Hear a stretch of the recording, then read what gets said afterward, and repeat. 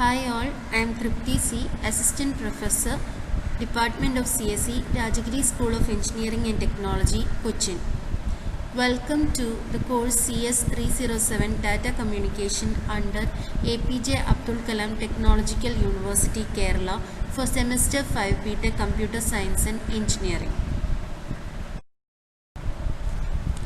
In this lecture, we will be discussing about the components of data communication, the communication models, and the categories of networks.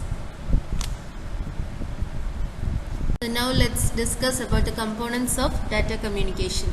We have already seen that data communication means the exchange of data between the devices through a transmission medium. So there is a person to send the data, which is called the sender, and there is a person to receive the data, which is called as the receiver. The sender and the receiver can be computers or some other devices also. So now what is to be sent, or the data that is transmitted between the sender and the receiver, that is what we call as message. And the message is transmitted from the sender to the receiver through the medium, and that medium is what we call as transmission medium, which is either a wired cable or a wireless media or air or something like that. Okay, now next question is, will the receiver receive all what the sender is going to send? Okay, so we need certain mutual agreement, or we need certain set of rules for transmission that is being approved by both the parties, the sender as well as the receiver. So this set of rules that is agreed by both the sender and the receiver is what we call as the protocol. So we have 5 components for data communication: sender, receiver, message, medium, and protocol.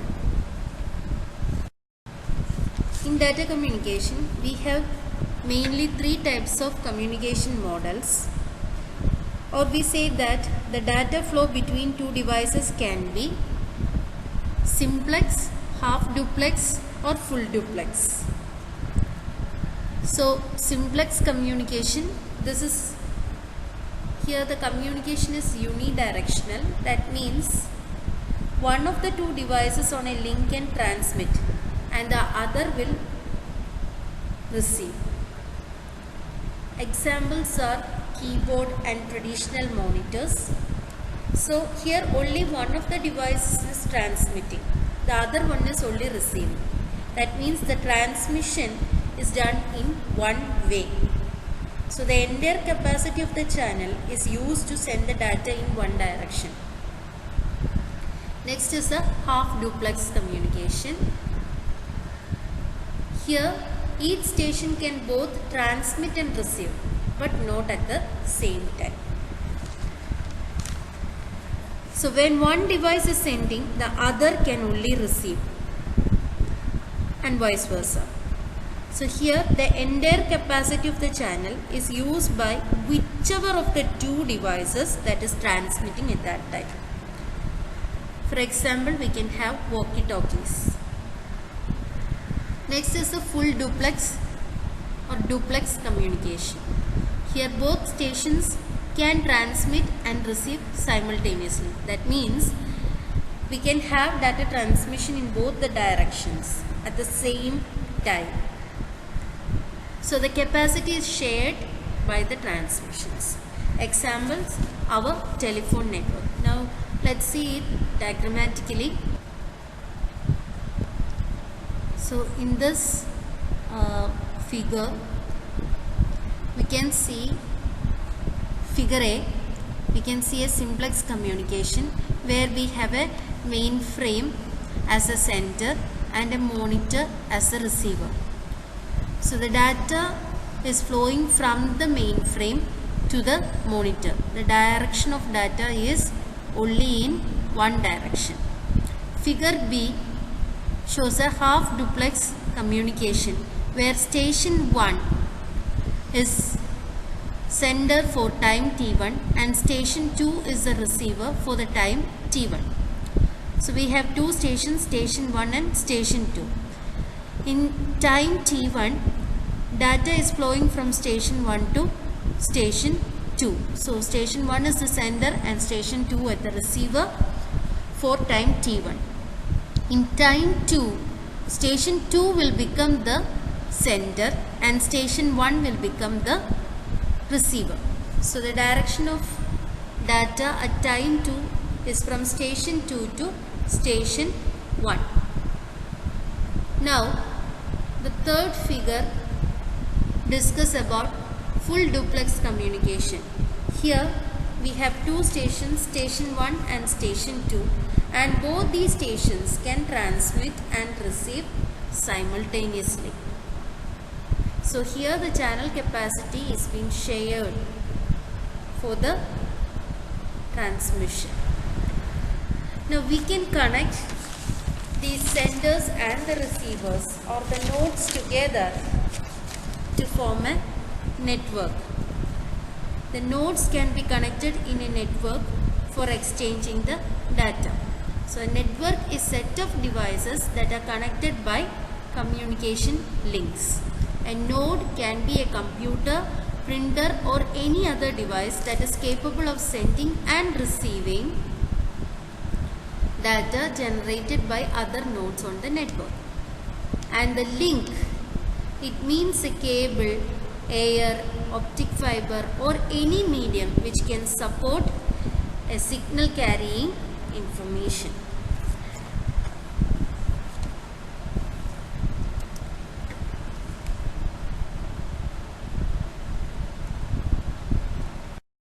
So we have already seen that the nodes are connected by communication links. Now we will see what are the different types of connections. The first one is the point-to-point connection. Here the nodes are connected by providing dedicated links between the devices. Okay, so station 1 is connected to station 2 and they are connected by having dedicated link between the devices.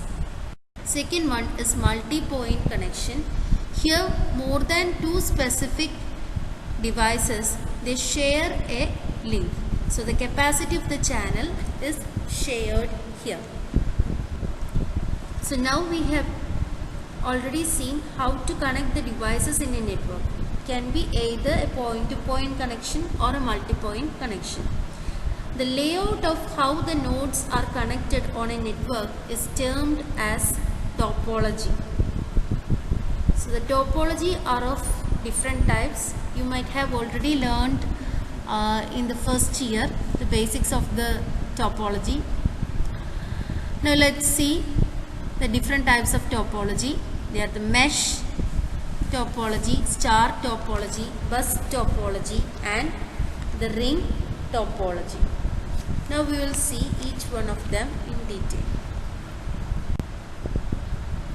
In this slide, we will be discussing about the different topologies: mesh topology, star topology, bus topology and ring topology. Mesh topology, here each station is connected to every other node.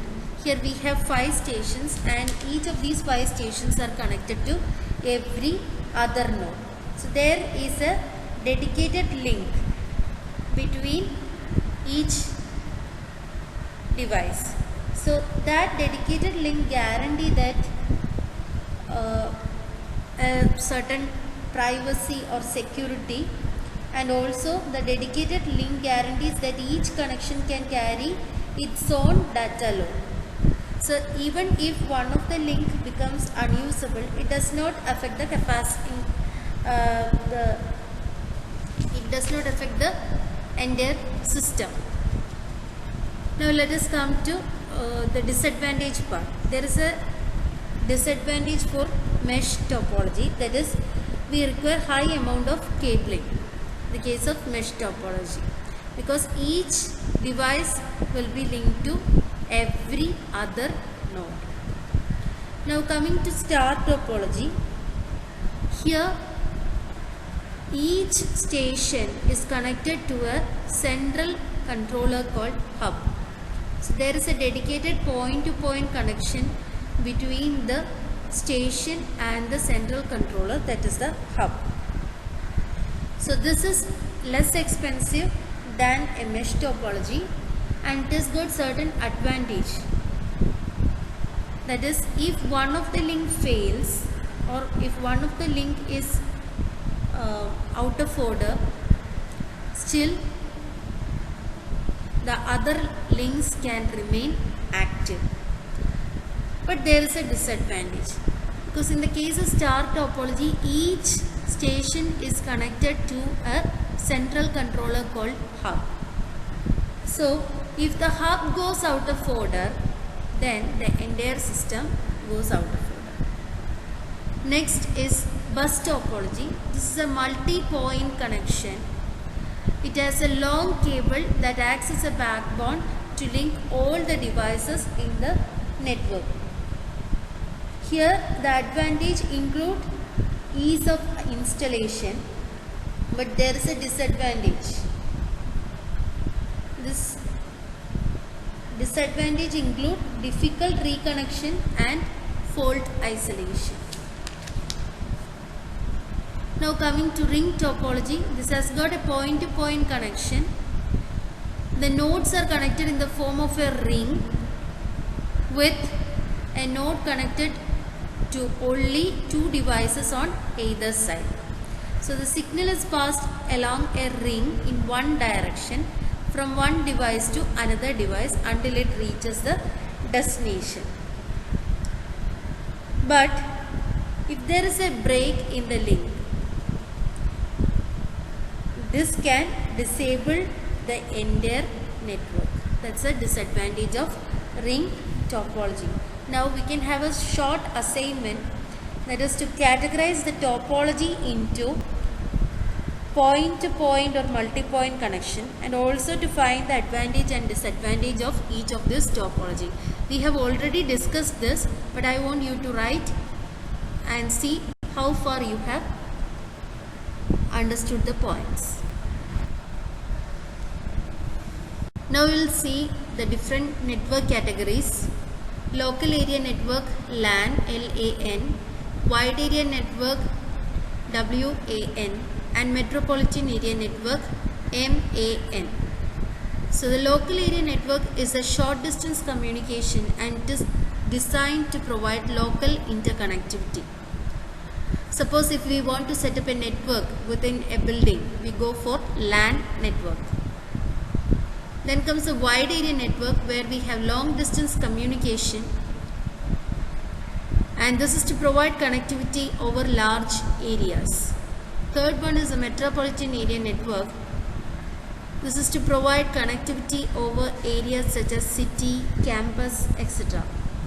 Examples of metropolitan area network includes cable TV, public telephone network, etc.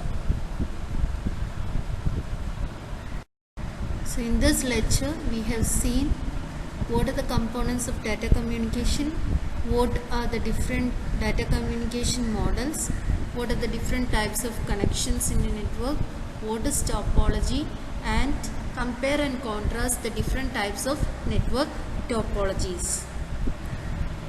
The reference used for this presentation is Data Communication and Networking 4th edition by Foroson. The figures are also taken from the same textbook. In the next lecture, we will discuss about periodic and analog signals, time and frequency domain, and the concept of bandwidth. Thank you.